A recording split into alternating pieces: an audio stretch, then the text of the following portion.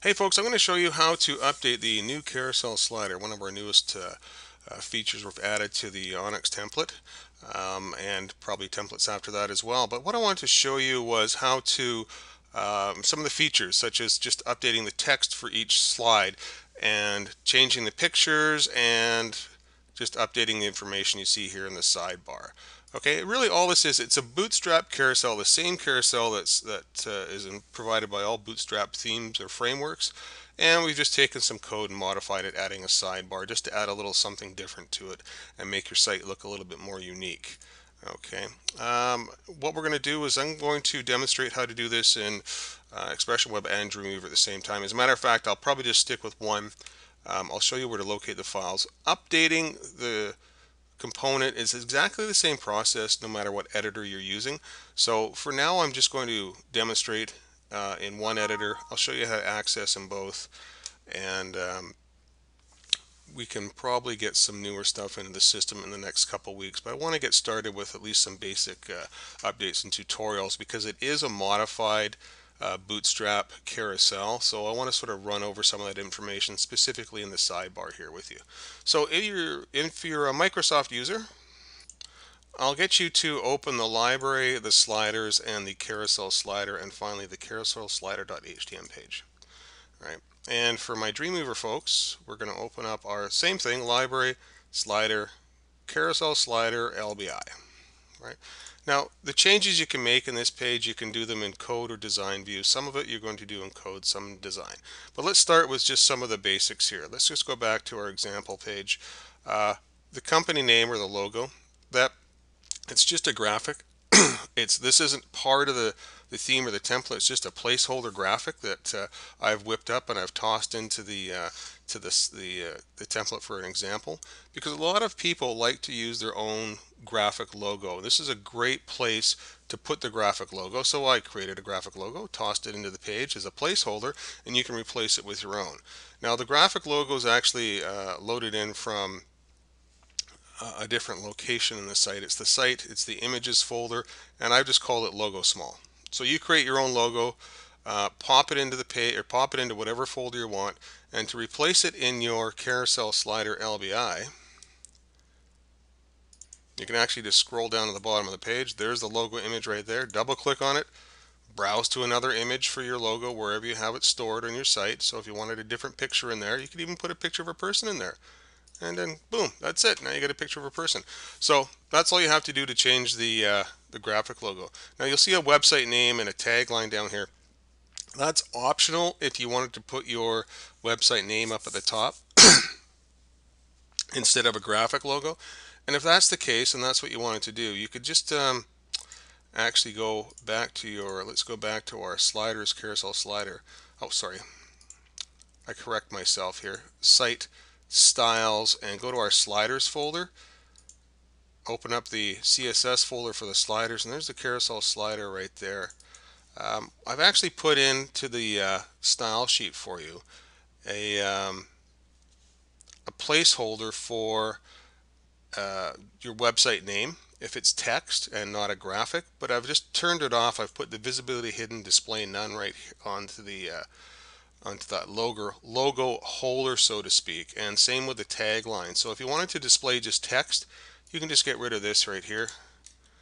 Get rid of this right here, and what it'll actually do is it will display the website name shared library file. So whatever you put in your website name, it's going to show up in your carousel slider LBI file for you.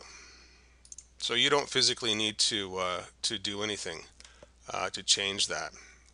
As a matter of fact, and I also fibbed here, we've also given you the ability to simply go into your graphic logo library file. Although it says HTML here, my apologies for that. But same idea is replace the graphic logo here with your own, and it'll update anywhere anywhere in your site that you're using that graphic logo. It'll update for you.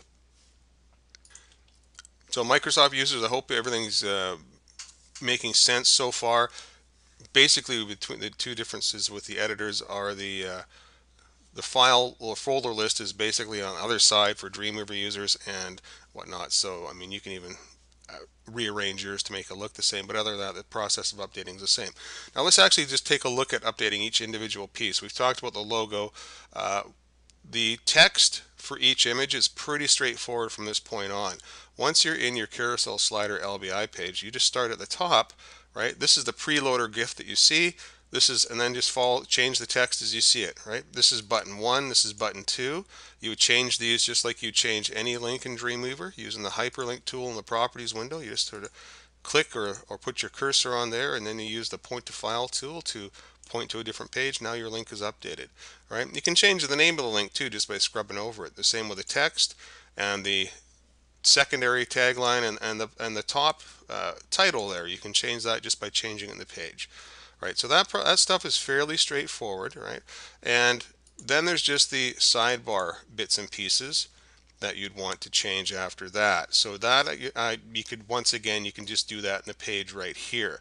Now, if you want to add or remove slides, and you probably will, there's going to be a little bit more of a step or a process in here. And I'm going to ask you to flip over to the code view for this.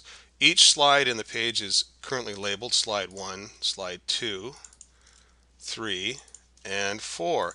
And down at the bottom here, what we have are some buttons here. And if you, I'm just going to give myself a little bit of room here.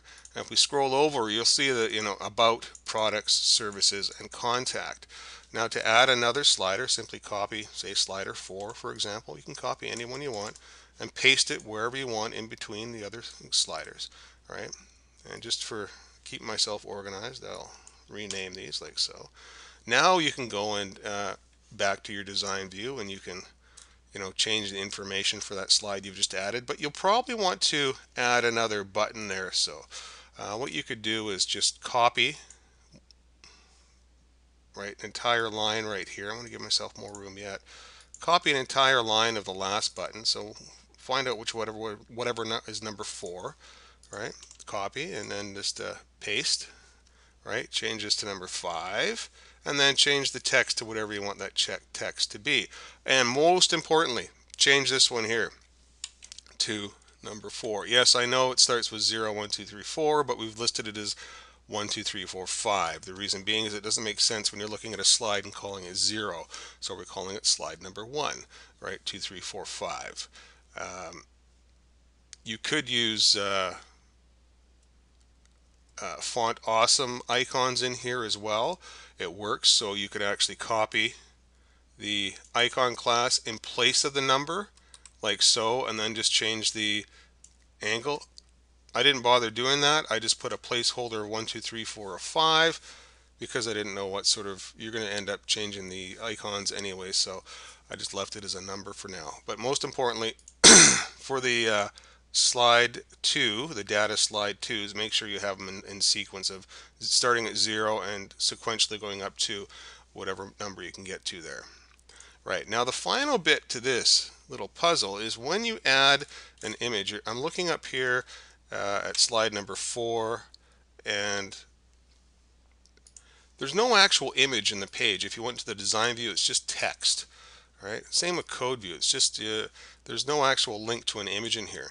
That's because we're using a class like so called carousel slider 4, or that's the 4th. So that's the duplicate we made.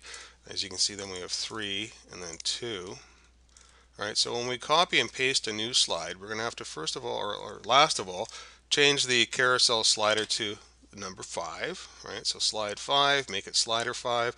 And now we have to go to our style sheet, our site styles, sliders, carousel slider.css. And we need to scroll down a little bit to find, excuse me, there they are right here. See the sliders? See how we have slider 1, 2, 3, 4, and well, just 4. What I'll get you to do is copy an entire carousel, the last one, the number 4, paste it below. Rename it to number 5 so it matches what we've done in our page right here, carousel slider 5. Okay, and then I want you to go into the